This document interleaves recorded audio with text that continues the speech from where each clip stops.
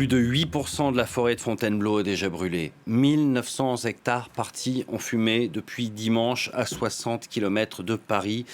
Et le feu progresse toujours. Ce sont les derniers chiffres donnés par les pompiers tout à l'heure. 600 pompiers qui se sont relayés toute la nuit et qui vont à nouveau bénéficier d'un soutien aérien. Le ministre de l'Intérieur, Laurent Nunez, a affirmé hier soir que ces feux pourraient avoir une origine volontaire, avec la découverte de plusieurs points de départ de feu, l'interpellation de 2 suspects. Pour faire le point, non loin de Fontainebleau, un peu plus à l'ouest, à Noisy-sur-École, on retrouve notre envoyée spéciale Alexandra Quarini. Bonjour Alexandra, quelles sont les dernières infos sur la progression de ces feux après toute une nuit de lutte ?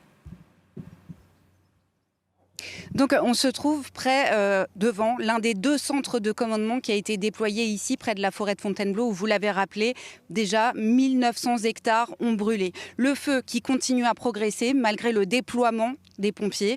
On l'a vu, ici on assiste à un aller et venu de camions, d'hommes qui viennent et qui se relaient aussi depuis dimanche pour tenter de lutter contre cet incendie d'une ampleur inédite. On a pu s'entretenir avec l'un d'eux, Alain, qui vient du sud de la France et il nous l'a dit, en 42 ans de carrière, c'est la première fois qu'il a été déployé en Île-de-France et il explique ce n'est pas tellement par un manque de ressources humaines, mais c'est plutôt un manque de technique parce que ce feu, il est très difficile à combattre et ça, c'est du fait d'une végétation qui est extrêmement sèche. C'est le résultat des 2 canicules qu'on a connues en région Île-de-France dernièrement et cela fait que le feu prend par les racines. C'est ce que nous a expliqué Alain et qui explique la complexité, la difficulté qu'ont ces hommes à réussir à maintenir les flammes malgré un appui aérien conséquent, des moyens aussi inédits, des Canadair, on ne l'en avait jamais vu en Île-de-France, mais aussi des Dash et des hélicoptères bombardiers d'eau,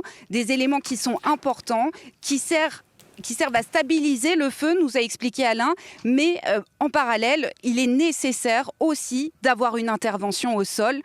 Ces interventions auxquelles on assiste. Pour le moment, les Canadair n'ont pas repris.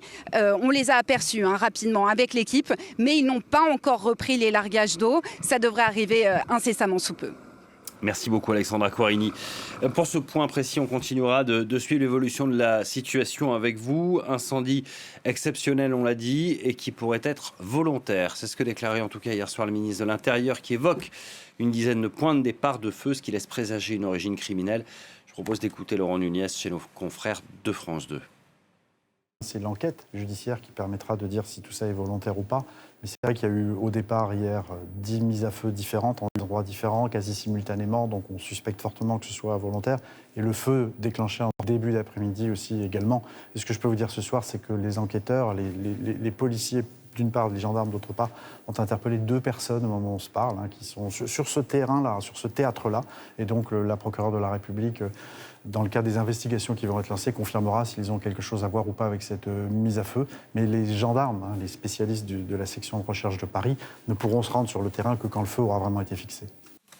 Voilà pour ces feux en forêt de Fontainebleau.